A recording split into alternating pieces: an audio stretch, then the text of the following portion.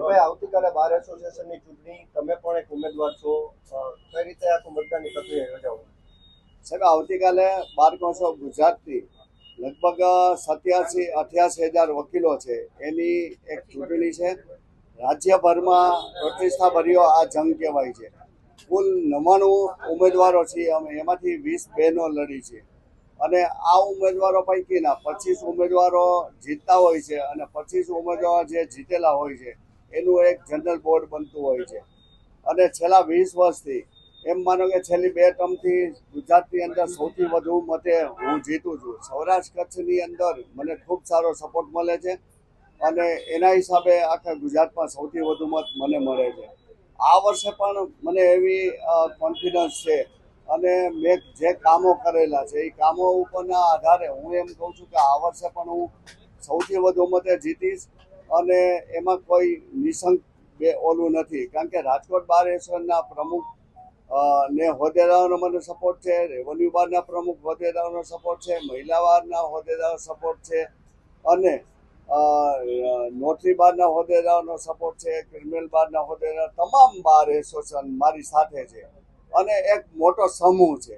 રાજકોટની અંદર 4400 મતો છે અને એવી જ રીતે ગુજરાતના 87,000 મતદારો કાલે મતદાન કરશે અને કુલ જે મોટા સિટી છે ત્યાં જે ન્યાય મંદિર છે એમાં મતદાન થશે અને નાના મતદારો છે જ્યાં 50થી 60-70 હોય ત્યાં 2 વચ્ચે 1 એવી રીતે બધા થશે. એટલે કુલ મને લાગે છે કે 230-35 મતદાન કેન્દ્રો હશે અને બધા મતદાન કેન્દ્રો પર મતદાન થશે.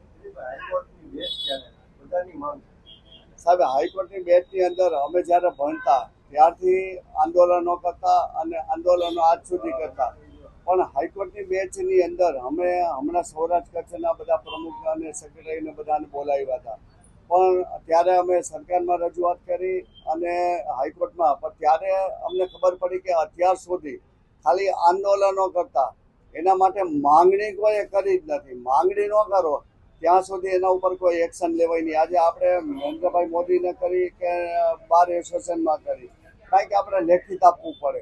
એટલે અમે લોકોએ આ વખતે લેખિત આપ્યું છે અને આ ચૂંટણી જાય પછી ફરીથી અમે હાઈકોર્ટ બેચ માટે ચળવળ કરવાના છીએ અને મને લાગે કે આ વખતે આપણા વડાપ્રધાન નરેન્દ્રભાઈ મોદી પણ રાજકોટમાંથી લડ્યા હતા અને રાજકોટ પ્રત્યે એને અતિ પ્રેમ છે અને અમને આપશે.